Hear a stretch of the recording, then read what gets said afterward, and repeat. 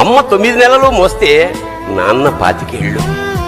రెండూ సమానమే అయినా నాన్న ఎందుకో వెనకబడ్డాడు. ఇంట్లో జీతం తీసుకోకుండా అమ్మ, తన జీతం అంతా ఇంటికే ఖర్చు పెడుతూ నాన్న, ఇద్దరి శ్రమ సమానమే అయినా అమ్మ కంటే నాన్న ఎందుకో వెనకబడ్డాడు. ఏది కావాలంటే అది వడ్డీ పెడుతూ అమ్మ, ఏది కావాలంటే అది కొని పెడుతూ నాన్న, ఇద్దరి ప్రేమ సమానమే అయినా నాన్న ఎందుకో బాగా వెనకబడ్డాడు. ఫోన్లోనూ అమ్మ పేరే, దెబ్బ తగిలినప్పుడు అమ్మా అని పిలవనే, అవసరం వచ్చినప్పుడు తప్ప మిగతా అప్పుడు గుర్తురానందుకు నాన్న ఎప్పుడైనా బాధపడ్డా?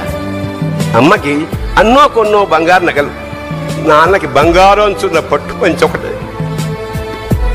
నాన్న ఇలా వెనకబడిపోవడానికి కారణం ఆయన మా అందరికీ వెన్నెముక కావడమే. వెన్నెముక వెనక ఉండబట్టే కదా దన్నుగా నిలబడగలుగుతున్నాం. ఇదేనేమో నాన్న వెనకబడిపోవడానికి కారణం.